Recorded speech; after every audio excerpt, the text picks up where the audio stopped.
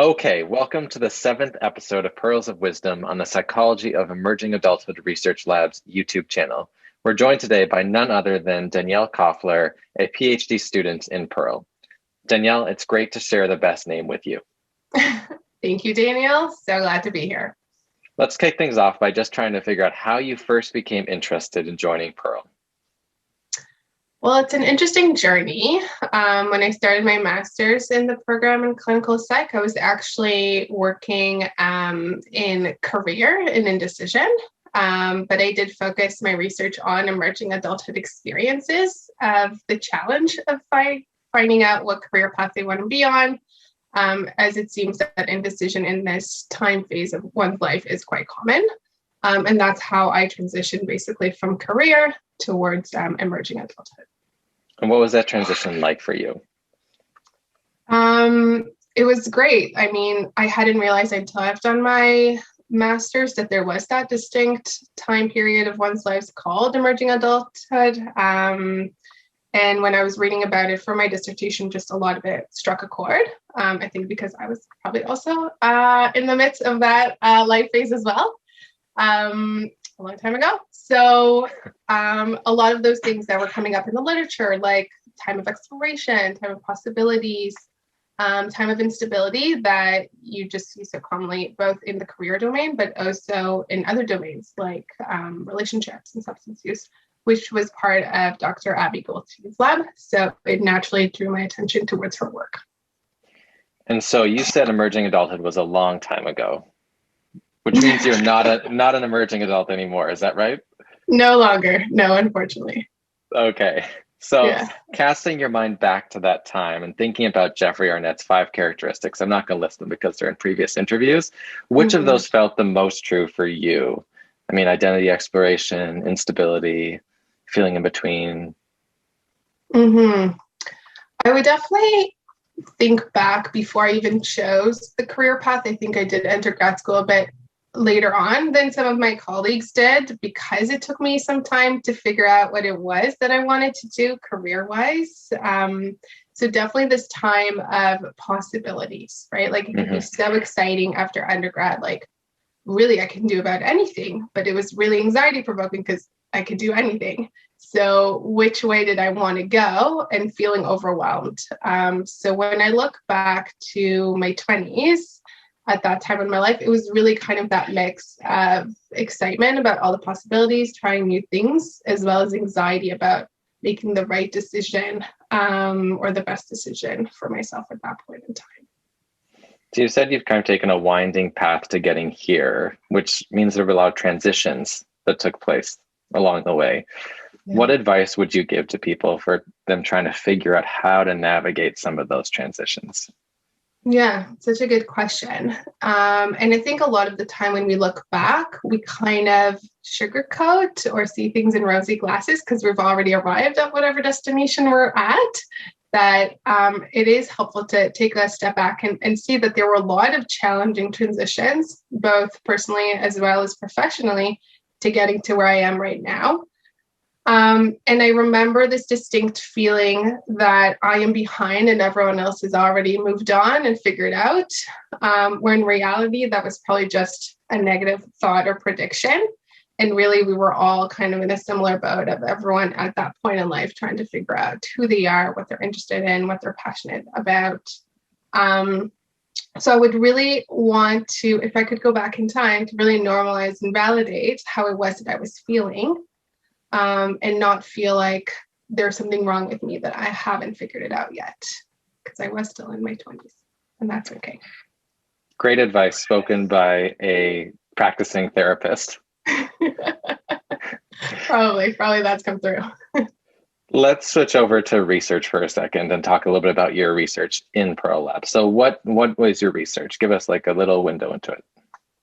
Yeah, so I've had some amazing opportunities in the lab to be involved in various research projects. One of the first ones I was involved with had to do with a daily diary study of alcohol use in emerging adults. And as I was starting to think about my own research and interest, it was right at the cusp of marijuana or cannabis legalization in Canada. Hmm. So that kind of drew my attention, especially because emerging adults are the number one population in Canada, and I would say kind of globally, that are using cannabis on a regular basis. And so when we're thinking about our next stages, again, if we're thinking about experimentation, part of it is experimenting with substance use. Mm-hmm. And I was just drawn to the question of why is it that some emerging adults can use cannabis on a regular basis and not experience any adverse effects, whereas there are others who do use it on a regular basis and do experience negative consequences, be it academic or vocational or personally with self-care or even interpersonally. What was it that kind of made that difference? That's a fascinating question. Are there any hints that you can give us about some possible answers to that question? Mm-hmm.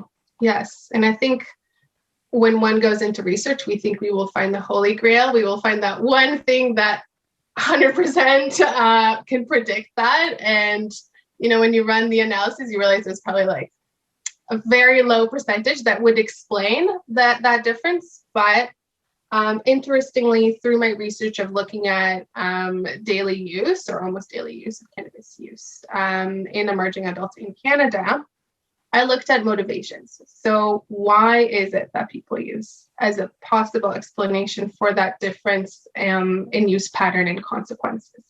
And I hypothesized that folks who use for coping purposes, for example, if I want to light up a joint because I've had a really rough day or I've had an argument with my partner and I'm using it to cope with a negative emotion, we predicted that that would be more likely to result in negative consequences and higher use compared to, let's say, I'm going to a party and I am using cannabis as a recreational for enjoyment purposes.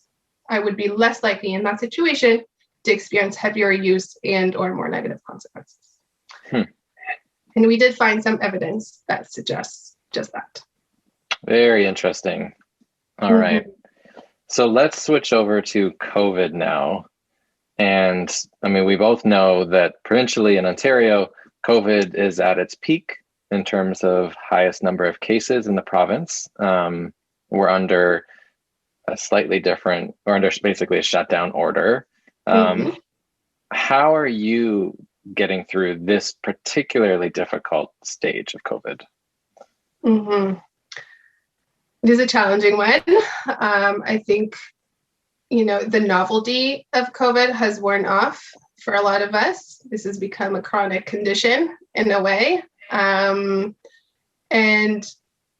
I mean, yes, I am a therapist in private practice and seeing the toll that, you know, this long period of time of COVID and social isolation has affected some of my clients, but also for myself, because I know that's what you were asking. It is really challenging. It's challenging to only see folks on a screen, only connect with clients via Zoom, really be confined to this one space. I think psychology can be a lonely profession in some ways. And all of those elements that made it more social, like going to team meetings in the lab or team meetings at the clinic where I work, really kind of helped feel connected. And those things, again, I think everyone's doing their best to try to remain connected, but those kind of small talk in the hallway conversations are definitely missing for me. Me too. Yeah, to feel connected on the day-to-day.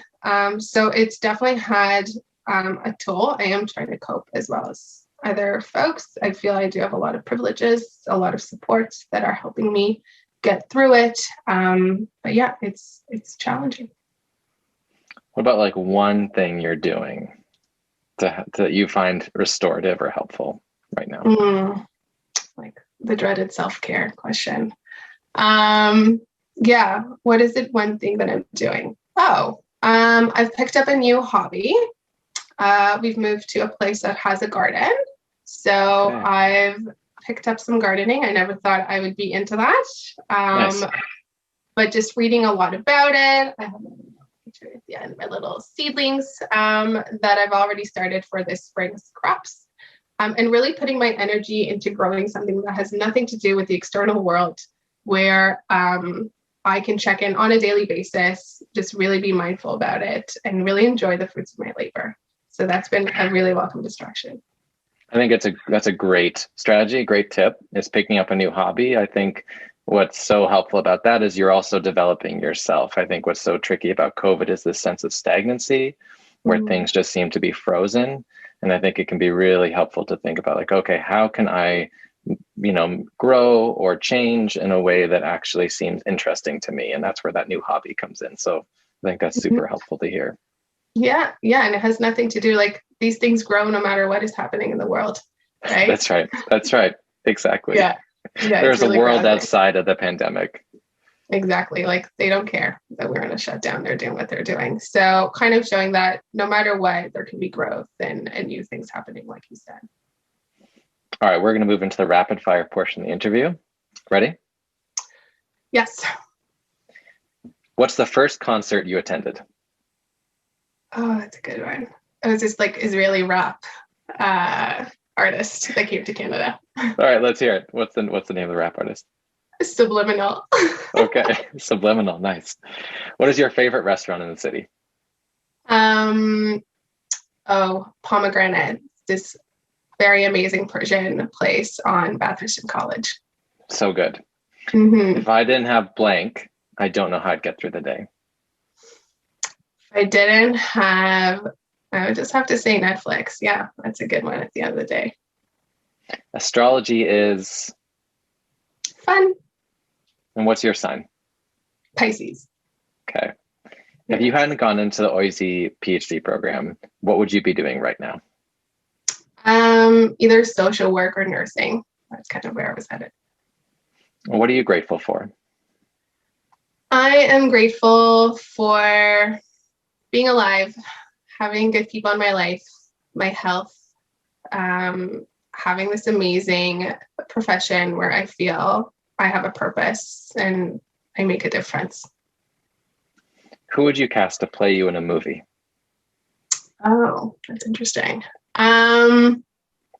I was told a few times that I either look like Ellen Pompeo from Grey's Anatomy or that actress from The Wrong Mindy. Is that the one that came out not too long ago? So if they're willing to, happy to have them. If you could change your name, would you? Yes. Whoa. To what? I really like my name as it's pronounced in Hebrew, because it's non-gendered, whereas in English, they've gendered the name. So it's, Daniel and Danielle. And I don't know why, it's just stuck with me that I like the non-gendered version of it. So I would still have the same name. It would just be pronounced as Danielle, which is that non-gendered version. What was your first job? When I first moved to Canada at 15 and a half, I was gung-ho and being independent and got a job at McDonald's as a cashier with zero English. And that was definitely a challenge as well as a fun time. Wow. Okay. Danielle, thank you so much for your time. Thank you for doing this during the pandemic with everything else going on. And for everyone watching, please subscribe to our YouTube channel, follow our lab on Instagram. All the links are below. And Danielle, thank you again so much. Thank you so much, Daniel, for having me. It was so lovely chatting with you.